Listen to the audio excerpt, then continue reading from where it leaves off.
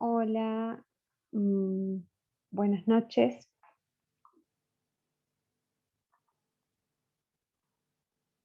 Hoy vamos a continuar con la segunda parte de la unidad 1. Esta es la clase del día 5 de mayo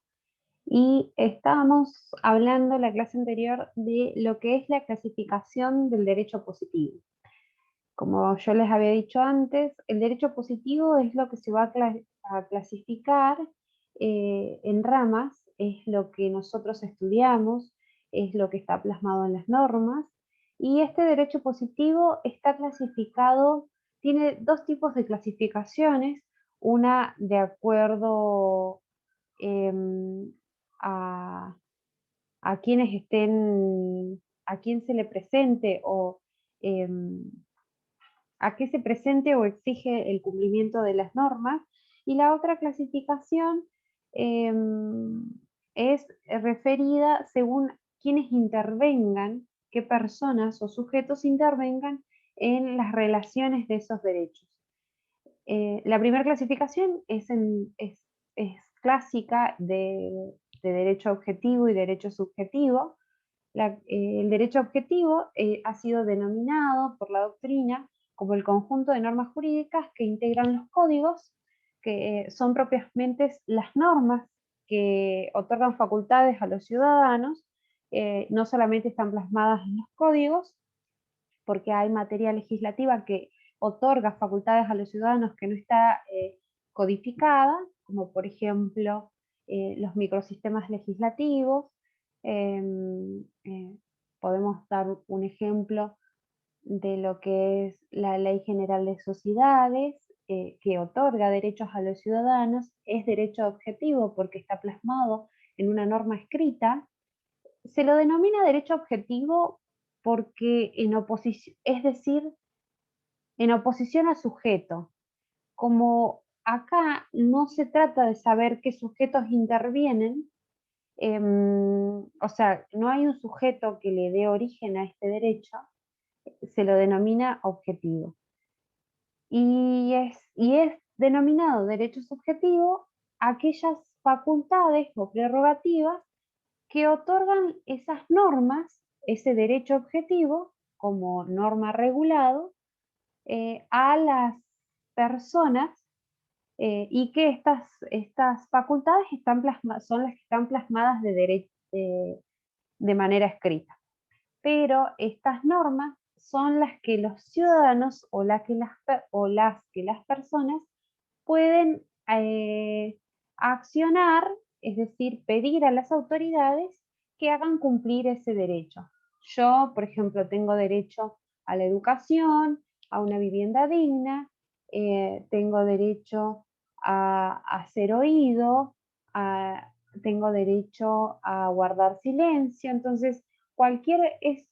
todos estos derechos que yo estoy mencionando están plasmados en la norma objetiva como objeto. Eh, se requiere de un sujeto que las haga valer, es decir, que peticione a las autoridades o que pretenda determinada resolución frente a otra persona. Bueno, esta clasificación, como hemos visto, es una de las que se puede hacer del derecho positivo, y otra de las clasificaciones que se puede hacer del derecho positivo es la famosa clasificación en derecho público y derecho privado. Derecho público va a ser el conjunto de normas jurídicas que regulan las relaciones del Estado como ente soberano con los ciudadanos y con otros estados. Estas relaciones se van a regir por el derecho público. Cuando el Estado intervenga como sujeto de poder público,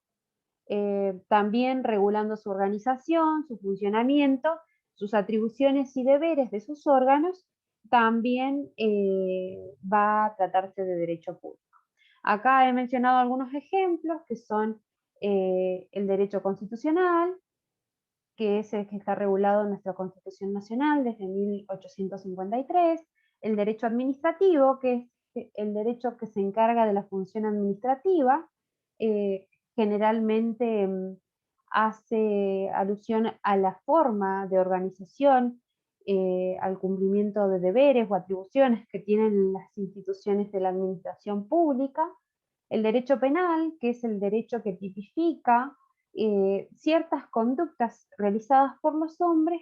que van a encuadrar como determinados delitos. El derecho financiero, que se encarga de todas las cuestiones presupuestarias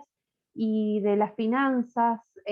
la administración económica del Estado, que para eso hay distintos órganos encargados de esta actividad. Y después se encuentra el derecho municipal, que se encarga de estudiar cuestiones atinentes al ejido urbano, municipal, que regula y determina las ordenanzas, cómo se va a organizar cada municipio, qué se va a incluir dentro de los mismos, la carta orgánica del poder ejecutivo, o sea, del poder municipal, perdón. Y después otro de los derechos que se encuadra dentro del derecho público es el derecho internacional público, que es aquel en el que se regulan las relaciones públicas, es decir, las relaciones en donde interviene el Estado, una provincia o un particular, pero contra otros estados, otras provincias de otros estados o las relaciones, por ejemplo, donde intervienen autoridades estatales extranjeras. Y bueno, por otro lado tenemos la clasificación del derecho en derecho privado. Yo acá he marcado con rojo uno de los que vamos a analizar. Forman parte del derecho privado el derecho civil y el derecho comercial en todas sus facetas y ramas, porque dentro de cada uno de estos hay distintas ramas. Por ejemplo, del derecho civil podemos mencionar el derecho a las personas, o la famosa parte general que regula el código, en la que el Código Civil y Comercial regula todos los institutos atinentes a la persona, a cómo se va a aplicar el derecho, a qué se denomina acto jurídico, qué efectos tiene, qué son los instrumentos públicos, qué son los instrumentos privados. Después hay una segunda parte que el código, o sea, del derecho privado, que se denomina derecho de las obligaciones, eh, y va a tratar todo lo atinente a las obligaciones que se presentan en una relación jurídica. También forma parte del derecho civil el derecho de los contratos o contratos. En este también se regulan todos los contratos existentes que hoy en día se han unificado en los contratos comerciales y los contratos civiles. Antes se regulaba en ambos códigos, civil y comercial, o sea, de forma separada, pero se regulaban los códigos los mismos contratos. O sea, uno podía encontrar el mismo contrato comercial y en el Código Civil el mismo contrato civil. Hoy en día la doctrina ha tratado y los redactores del código han tratado de separarlos y menciona todos, perdón, ha tratado de unificarlos y los menciona todos en el Código Civil y Comercial. También hace alusión al derecho civil, derechos reales, que es el derecho que estudia el derecho sobre las cosas, es decir, la relación sujeto-cosa, la propiedad, encuadra esto el derecho de propiedad, que es denominado dominio, el derecho sobre cosas muebles registrables, y por último, como rama del derecho civil, se encuentra el derecho de familia y sucesiones, que son procesos en los que se vinculan con la persona, pero en el ámbito de familia. Y bueno, las sucesiones son las transmisiones universales mortis causa. Después el derecho comercial regula cuestiones atinentes a las sociedades, regula cuestiones atinentes a contratos comerciales, a las rendiciones de cuentas, cuando una persona es encargada de rendir cuentas o lleva los libros y registros de un comercio, Hoy en día, esto en la rama del derecho comercial, todo lo que corresponde al derecho comercial se ha tratado de actualizar a la realidad y es la rama del derecho privado que más cambios ha sufrido en cuanto a la codificación y unificación de lo civil y comercial. Bueno, podemos mencionar otra de las ramas del derecho privado, como el derecho agrario o rural, que regula todas las relaciones que pueden surgir en el ámbito agrario, rural, valga la redundancia. El derecho internacional privado es otra de las ramas del derecho privado en la que se regula, a diferencia del derecho internacional público, en esta se va a regular todo lo atinente a las relaciones entre particulares en las que surja un conflicto o situación jurídica que requiera resolverse, pero entre particulares. Ya no va a intervenir un sujeto público. Bueno, el derecho privado, no hablé sobre su concepto, la doctrina lo ha definido como el conjunto de disposiciones jurídicas que rigen las relaciones entre los particulares y eventualmente entre los particulares y el Estado cuando el Estado actúa como sujeto privado y no como poder público regulador. Bueno, se puede mencionar que estas clasificaciones tienen en cuenta la doctrina, generalmente dice que el derecho público tiene en miras el interés general, mientras que el derecho privado tiene en cuenta el interés particular de los particulares. Eh,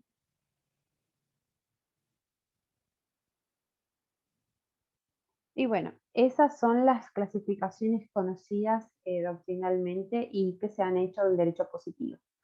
es decir, del derecho regulado en una norma escrita que puede surgir de distintas fuentes. Bueno, propiamente hablando de fuentes, las fuentes del derecho hacen alusión a todo lo que le da origen o de donde surge el derecho. Generalmente la doctrina hace referencia a la fuente en su acepción propia, como el agua que surge del manantial o de donde surge o brota algo. Por eso es que se dice que es el origen, es todo aquello de donde surge o emana el derecho, en este caso, aquellos medios que le dan origen al derecho, y entre ellos podemos mencionar la ley, la jurisprudencia, la costumbre y la doctrina. Bueno, en cuanto a la clasificación de las fuentes del derecho, se puede hablar de fuentes formales y fuentes materiales. Las fuentes formales van a ser aquellas que surgen de las normas jurídicas, son las normas de aplicación obligatoria para el intérprete, es decir, para aquellos que tengan que resolver situaciones jurídicas en las que se presente un conflicto. Son reglas establecidas específicamente para manifestar el derecho vigente y emanan de los órganos con atribución para hacerlo. En este caso, en nuestro país, el órgano competente para emitir legislación es el Congreso de la Nación, por medio de sus dos cámaras, la Cámara de Diputados y la Cámara de Senadores. Es decir, todo este procedimiento por el cual se sanciona una ley es lo que se denomina el procedimiento de sanción de las leyes. Dentro de las fuentes formales,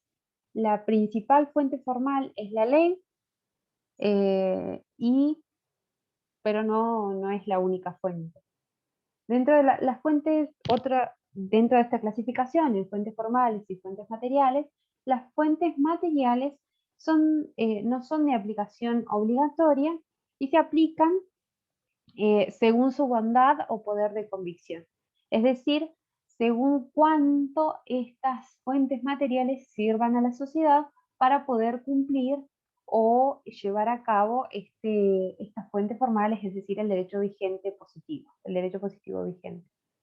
Se recurre a ellas cuando las fuentes formales no encuentran o no contemplan solución necesaria para un caso determinado, por ejemplo, la jurisprudencia, la doctrina, se van a aplicar de acuerdo a la convicción que éstas generen para resolver un caso cuando la ley no lo establezca. Y bueno, hablando de las fuentes del derecho en general, se hace alusión a las fuentes del derecho civil y comercial, que nuestro Código Civil y Comercial, sancionado en el año 2015 por medio de la Ley 26.994, en su artículo 1 estableció cuáles van a ser las fuentes, es decir, qué va a ser lo que va a dar origen o va a determinar el derecho positivo vigente. Ha mencionado a la Constitución Nacional, ha mencionado a la ley propiamente dicha, ha mencionado a la Constitución Nacional, los tratados internacionales en que la República sea parte, y por último ha mencionado los usos y costumbres, usos, prácticas y costumbres, cuando las leyes o los interesados se refieran a ello. En cuanto a la ley, que ya la había mencionado anteriormente, es toda regla, son reglas generales que rigen el número indeterminado de hechos, o sea, por eso se dice que como características tienen abstracción, es decir, son abstractas porque no están dirigidas a un sujeto determinado, sino que rigen situaciones de hechos indeterminadas que pueden llegar a surgir y para las cuales va a haber una aplicación concreta. Por ejemplo, un decreto presidencial, y en un sentido más restringido, ley es toda norma, como les dije anteriormente, emanada de un órgano competente para hacerlo según su procedimiento eh, establecido constitucionalmente. Los caracteres de las leyes, de las leyes y de la ley es la obligatoriedad, es que es obligatoria para todos los ciudadanos que son parte del Estado en el cual rige el derecho positivo vigente, es coactiva, otra de las generalidades, otra de las características es la generalidad, es decir, que rige para todos, contempla un número indeterminado de hechos, no es para un caso concreto, sino que están establecidas para aquellos hechos que encuadren dentro de la ley, y el orden público es otra de sus características. La ley es establecida por la autoridad pública competente, como dijimos antes, es emanada del Poder Legislativo, por medio del Congreso, del Poder Legislativo. Y bueno, vamos a hablar un poco de lo que es la Constitución Nacional como fuente del derecho civil y comercial. Con la unificación del Código Civil y Comercial ha surgido lo que se denomina por la doctrina como constitucionalización del derecho privado, es decir, todas aquellas situaciones jurídicas que surgían entre los particulares. Antes se veía de forma separada, lo que era público se resolvía y se tenía en cuenta las normas del derecho público, y lo que era privado se resolvía y se tenía en cuenta lo que era derecho privado. Como siempre el derecho constitucional se clasificó como una rama del derecho público, se dejaba de lado la Constitución Nacional para resolver casos jurídicos concretos. Con esta reforma y a través de los años, principalmente a fines del siglo XX, se ha dado lo que se llama, bueno, a través de las interpretaciones jurisprudenciales, es decir, de las sentencias que han emitido los jueces, se ha dado a interpretar que la Constitución debe formar parte de todas las fuentes, debe ser fuente principal de todas las ramas del derecho, que no se debe dejar de lado para interpretar los mismos. Y esto ha sido un cambio muy importante porque la Constitución, nuestra Constitución Nacional, es de donde emanan todos nuestros deberes, derechos y garantías reconocidos, y bueno, que a partir del año 1994, con la última reforma constitucional, se han incorporado a tener jerarquía constitucional muchos tratados de derechos humanos en los que la República es parte y en estos se ha regulado muchos derechos y de manera amplia y con mucho detalle, de manera muy específica, qué sucede con cada derecho que tiene que tener operatividad al momento de ser, de que el sujeto lo pueda reclamar y sea ejecutado. Bueno, con la reforma de 1994 se ha incorporado a nuestra Constitución, por medio del artículo 75, inciso 22, 11 tratados con jerarquía constitucional que este mismo artículo establece las formas en que no los enumera de manera como límite, que solo van a ser esos y no pueden ser otros, o sea, de manera taxativa, sino solamente los menciona y dice que pueden adquirir posteriormente otros tratados de derechos humanos por medio de una calificación que hace eh, en cuanto a la votación del Congreso. O sea, esa votación del Congreso tiene que ser calificada y a partir de ahí el derecho, perdón, el tratado o convención que se quiera adoptar como de derechos humanos, si tiene esa mayoría que establece el artículo, va a poder formar parte de la jerarquía constitucional. Bueno, entre los pactos, declaraciones y convenciones que se mencionan, podemos mencionar la Declaración Americana de los Derechos y Deberes del Hombre, la Declaración Universal de Derechos Humanos, la Convención Americana de Derechos Humanos, que generalmente se la conoce como el Pacto de San José de Costa Rica, el Pacto Internacional de Derechos Económicos, Sociales y Culturales, el Pacto Internacional de Derechos Civiles y Políticos, su protocolo facultativo, la Convención de los Derechos del Niño, la Convención sobre la eliminación de todas formas de discriminación racial o contra la mujer. Y bueno, nuestra Constitución menciona 11 tratados, a los cuales se han incorporado 3,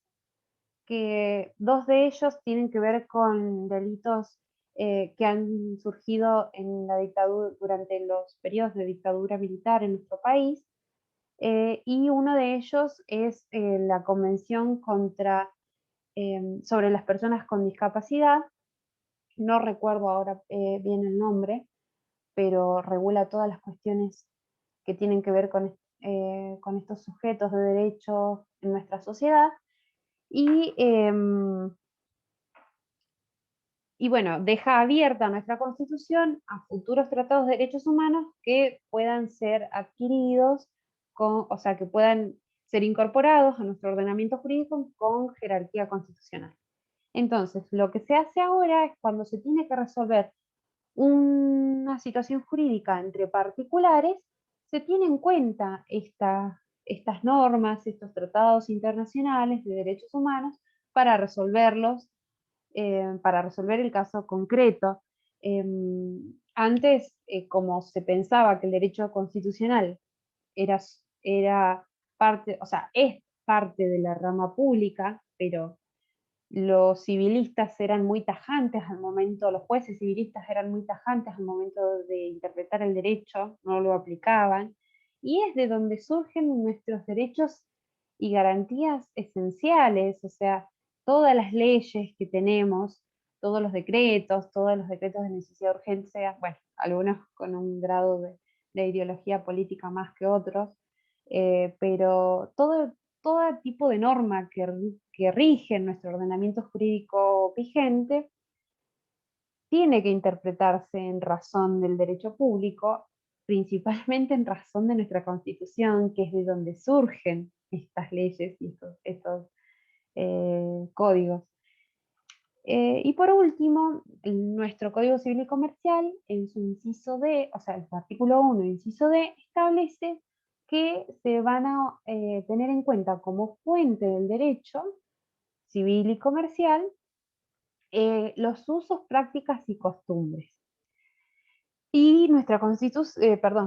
código dice, van a ser tenidos en cuenta cuando los particulares o los interesados se refieran a ello. Es decir, que acá va a haber un grado de participación del sujeto que esté en conflicto para pedir que se aplique la práctica o costumbre que se presenta en la sociedad. Es decir, si en la sociedad hay determinados actos que se realizan de tal forma y nadie los contradice y eh, se han vuelto reiterados de tal forma que eso ya se considera una costumbre, entonces los interesados en un conflicto jurídico pueden plantear esta situación, es decir, es fuente de derecho. Em, Bueno, la costumbre generalmente se la define como o sea, se dice que hay costumbre cuando la generalidad de las personas que integran la sociedad actúan de una manera determinada y uniforme por un periodo largo de tiempo. Y estos hechos que se reiteran en el tiempo es lo que hace surgir la misma. Por eso se dice que debe ser uniforme, es decir, no tiene que haber variedad, tiene que ser una sola respecto al acto que se quiere invocar y tiene que ser constante. Si yo hoy realizo un acto y mañana la sociedad, o sea, lo deja de ver como un acto que está bien o que se debe hacer así, no se considera costumbre. Y por último, las últimas clasificaciones que se hacen de las fuentes del derecho, o sea, son fuentes del derecho, la jurisprudencia y la doctrina. Los usos, prácticas, costumbres, la jurisprudencia y la doctrina es lo que se puede clasificar aproximadamente dentro de lo que son fuentes materiales. Fuentes materiales porque estas fuentes, según el grado de convicción que generen en los jueces o en los intérpretes del derecho, van a ser aplicadas. En cambio, nosotros tenemos un ordenamiento jurídico que se rige generalmente por la ley, y si no hay ley, todo lo que no está regulado es un vacío legal que puede tener en cuenta estas fuentes para aplicar o resolver los distintos casos. La jurisprudencia es lo que se denomina generalmente al conjunto de resoluciones judiciales emitidas ya sea por un juez unipersonal, por un tribunal eh, colegiado o por órganos superiores también como cámaras de apelaciones o la Corte Suprema de Justicia de la Nación. Todas estas resoluciones judiciales, o sea, estos jueces, ya sean colegiados o no, que emiten un fallo respecto de una situación de hecho que tiene efectos jurídicos, es lo que se denomina jurisprudencia. Hay distintas provincias que regulan lo que se llama jurisprudencia en pleno, que es cuando sucede esto, cuando hay salas en un juzgado, salas con distintos jueces en distintas materias, ya sea penal, laboral, civil, comercial, depende de las jurisdicciones, están divididas, que van a reunirse en pleno, es decir, de forma presencial o similar, eh, para unificar la jurisprudencia, es decir, tratar de ponerse de acuerdo sobre ante una situación de hecho con efectos jurídicos que se presente entre particulares, pueda aplicarse eh, esa misma resolución para casos análogos, es decir, para casos similares. Entonces, esto es lo que se llama jurisprudencia en pleno o fallo, o también denominados fallos plenarios. Cuando se habla de fallos plenarios, se habla de fallos en los cuales los jueces de la sala se han puesto de acuerdo para que se aplique ante situaciones jurídicas similares. Y por último, está como fuente del derecho la doctrina. La doctrina es un elemento importante para el intérprete jurídico, es decir, para el juez, en cualquiera de sus composiciones. y son análisis la doctrina son los análisis que realizan los autores sobre las instituciones jurídicas y va a tener grado de convicción de acuerdo a qué tan importante sea el autor de que se trata, qué tan prestigioso sea en cuanto a su bibliografía jurídica, y se va a aplicar y va a ser tenida en cuenta para formar el derecho cuando se requiera el uso de los mismos. Los jueces generalmente cuando resuelven situaciones jurídicas, cuando emiten una sentencia, se basan en muchos autores para fundar las sentencias y que las mismas sean válidas. Bueno, hasta aquí hemos desarrollado todo lo que es el derecho, el concepto del derecho, ya como les dije en la clase anterior, desde el punto de vista filosófico, tratar de entender el fin del derecho, para qué está, no como un simple conjunto de normas jurídicas que rigen en un país, que como ya les mencioné, esa es una parte del derecho, que es el derecho positivo, y que es el que se estudia, pero verlo más allá de ese ámbito,